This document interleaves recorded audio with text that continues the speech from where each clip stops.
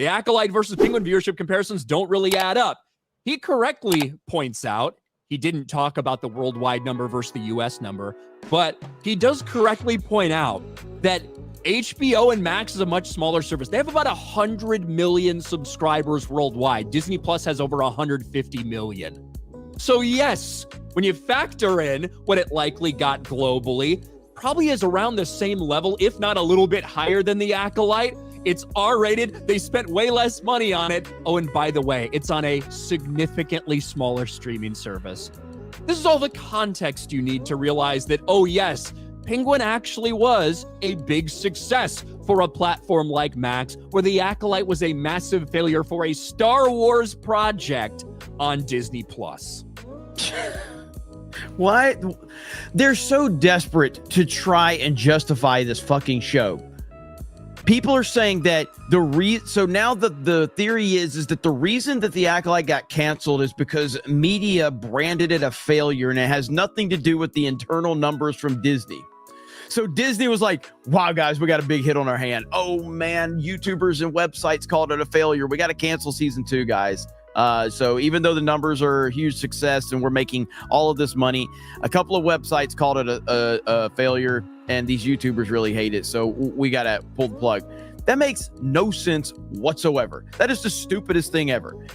Disney canceled it because it was a failure. That's why it was canceled. It has nothing to do with websites or YouTubers or anything like that. Then when you put the proper perspective in play, yes, the Penguin is a huge success. It overperformed every metric imaginable, and on top of that, people generally speaking are really enjoying it. Surprised by a lot of people were surprised by it, me included, Ryan included, and now I think they're going to have a lot of momentum moving forward, whereas that didn't happen with the Acolyte. Nobody watched the Acolyte and said, wow guys, this was amazing, I'm excited, I'm looking forward to this. Everybody hated it from the beginning.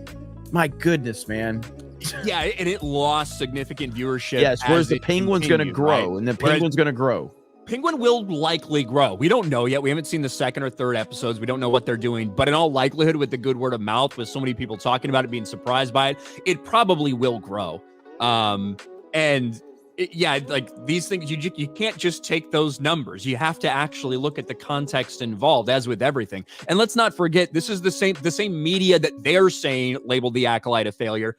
They're the ones who came out after that first day or whatever it was. Remember, the Acolyte, Disney Plus's newest Star Wars series, reached 4.8 million views in its first day of availability. That marks the streamer's biggest series premiere of 2024.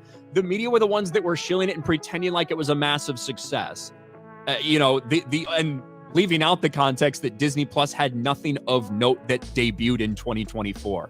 Up until that point in time, the biggest premiere before that, I think, was probably Echo, which was the lowest rated Disney Plus series for Marvel that they've ever had. X-Men 97, an animated show, might have been behind that.